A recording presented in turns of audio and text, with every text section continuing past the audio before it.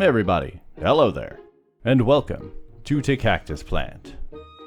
If you're here today, it's because one of a few reasons. You're an Olympic gold medalist in the 100-meter puzzle limbo.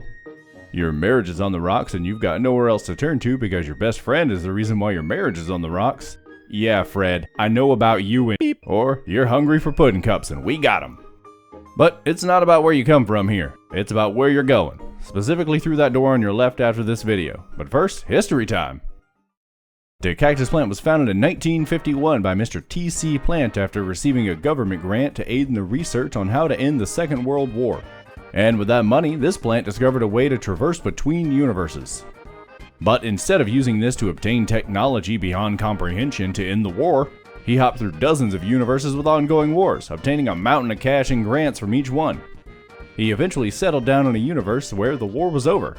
And now, through his impractical efforts, we continue the research into the impractical in his memory. Wait, that implies that I'm dead. I'm not dead. Who wrote this? And that is where you come in. We can't solve all of life's problems impractically by ourselves. We tried, didn't end well.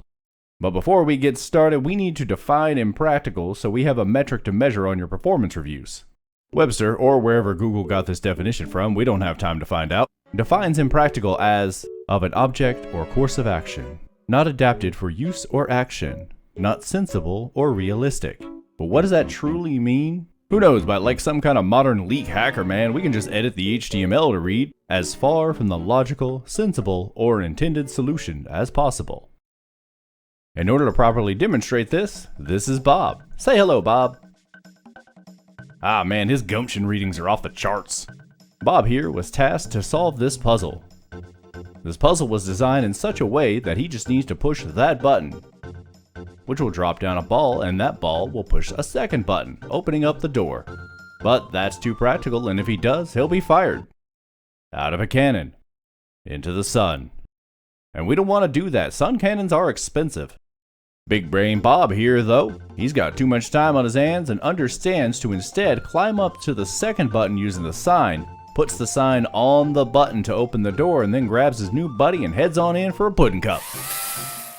The entire puzzle wanted him to push that one button, and he went very far out of his way to not do that while still using everything else in the puzzle, except that button. Good job, Bob. Now after that demonstration, you might be an eager beaver and think you're ready to get in there, right?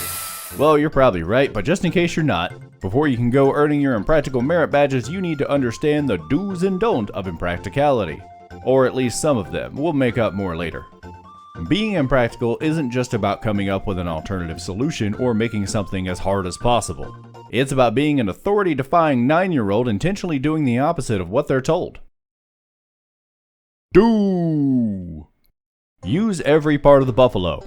Everything has a purpose and a reason for being where it is, even if it makes no sense at all.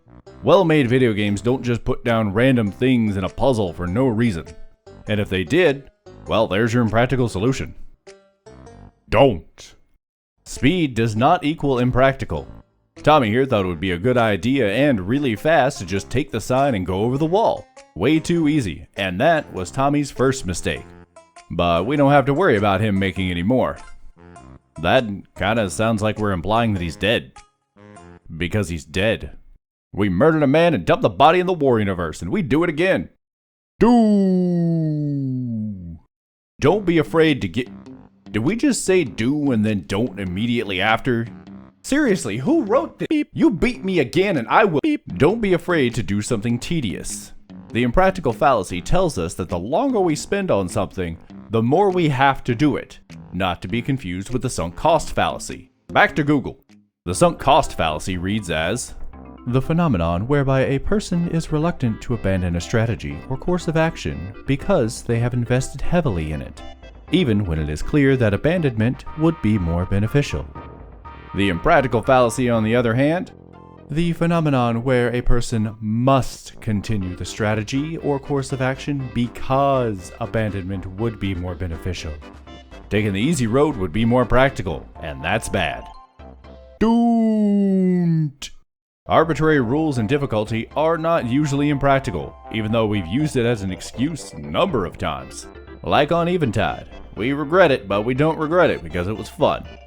For example, what if Tommy had given himself a restriction like only move while jumping? This is an arbitrary rule added only to make it more difficult. It is a unique challenge, but it's not impractical. Don't be like Tommy, who again, we murdered. Yeah. Lawyers are telling me that I probably shouldn't talk about Tommy's murder. But since when can they tell me what to do? I sign their paychecks. Yeah, so legal you can suck. It's not a matter of should we do it, or even can we do it. It's a matter of how can we do it without technically doing it. Our motto here is work smarter, not smarter. The more I say it, the more it makes sense. And that makes no sense.